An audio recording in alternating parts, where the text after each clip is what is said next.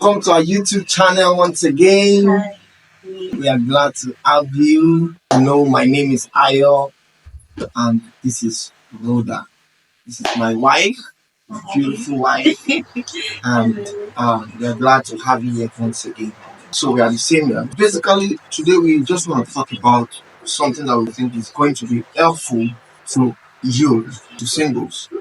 Basically in the aspect of choice. So basically, we'll be talking about 5 mistakes that you should avoid when choosing your partner.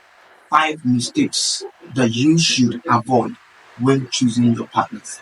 There are many mistakes that you should avoid. And when we are talking about, we just picked a few ones that we think they are major ones that people usually make, and it always causes issues in their choice, affects their choice. We need you to sit back and watch this awesome episode. But before you do that, please subscribe and share. God bless you. Basically, we are going to be talking about 5 mistakes that you should avoid as a single when you want to get married, when you want to pick your pick girl, and you as a lady when the ladies want to pick your bobo. 5 mistakes. Number one mistake that people usually make is the mistake of self-calculation. Calculation. Basically, everybody, while we are growing up, there's this calculation with I had that calculation when I was small. By this time, I would have gotten married. By this time, I would have done this. By this time, my age, I'm getting married at this age. I'm going to be this. I'm going to become this. At this time of this. Peer pressure. You are looking at your what's it called, your mates, your colleagues. Sunbo look at Sunbo is married, this your age range, all of them, and then it just pours you into some calculations, and then you begin to think that if Sunbo has gotten married, that means at that she's already 24. Me, how old I am now? I'm 26. Those things, there's a way it affects your choice. It can push you into picking the wrong person. I need you to understand that, look, when you are picking forget the calculations. I must get married at age 24. People that have been saying it, I'll get married at age 25. You don't even know if God's timing is earlier than 24. You don't know if God's timing is late. I'm not saying that, of course, God's timing can always be, it must be delayed, as we always have that thinking. No, it could be earlier than you think. So God's timing could even be okay. I heard of a man of God who got married at the age of, I think, 23. His wife was 22, and they are doing fine. Popular pastors. And imagine if such person had in mind that by age 25 I'll get married. There is this mentality that it brings up in him, that he won't be able to see it when God is saying it. He won't be able to pick it out that God is saying at the age of 22 I need to get married. At the age of 23. So the calculations of I must get married, this one at age, Tumbo is already married, all of those stuff. I think there are things that it affects people's choice. And I must marry a doctor because I'm a lawyer, I must also marry a lawyer. Those are calculations. Because I'm fair in complexion, I must marry a fair complexion person. Those are calculations. And I think they don't help choices. They don't help our discussion why we are trying to get married. So you should avoid self-calculation. Number two, similar to what you have said earlier, is social media pressure and standards. Honestly, you need to set your height and set your expectations of what is going on social media.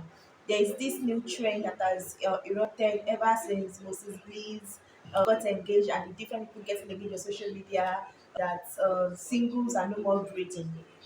See, if you want to follow the trend on social media, you are going to make choices out of pressure, and you will even end up setting up for yourself standards that are not of God for you.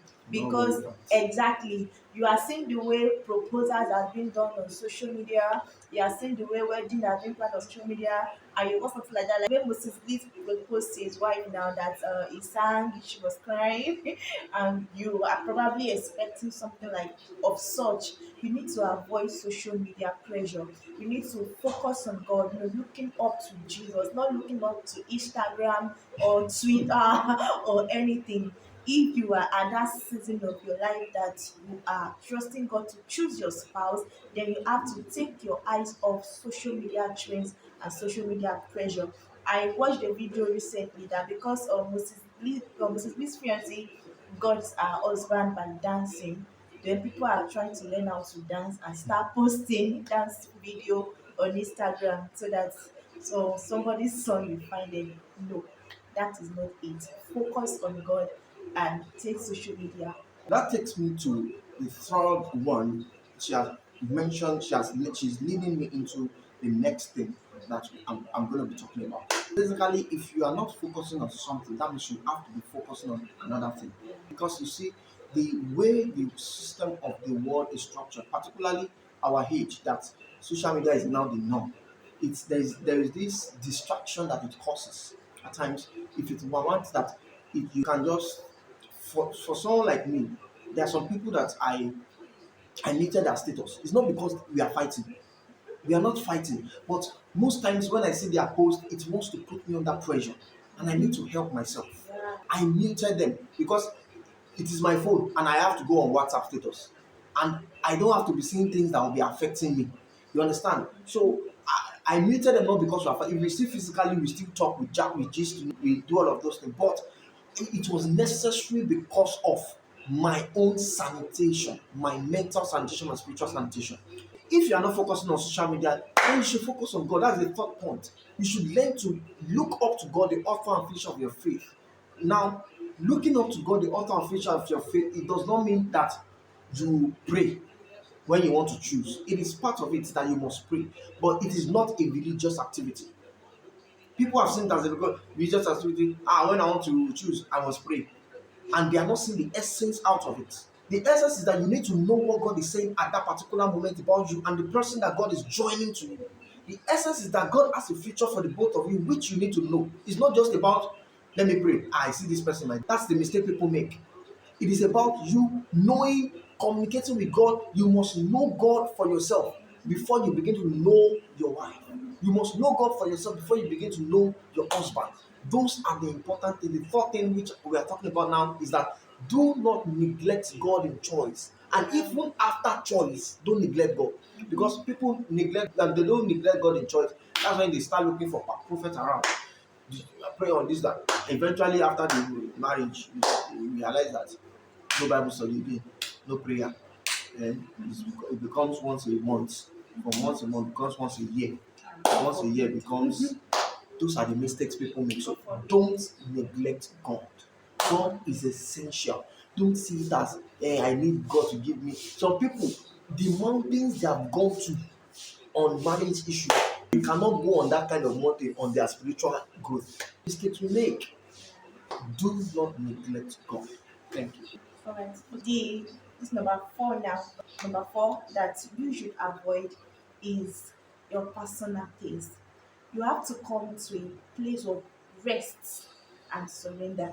As a matter of fact, God will actually reveal to you the person He has prepared for you if you don't rest. If you are, you have the standard already, and just looking for who has those futures, and anyone that come around that seems to have the future already.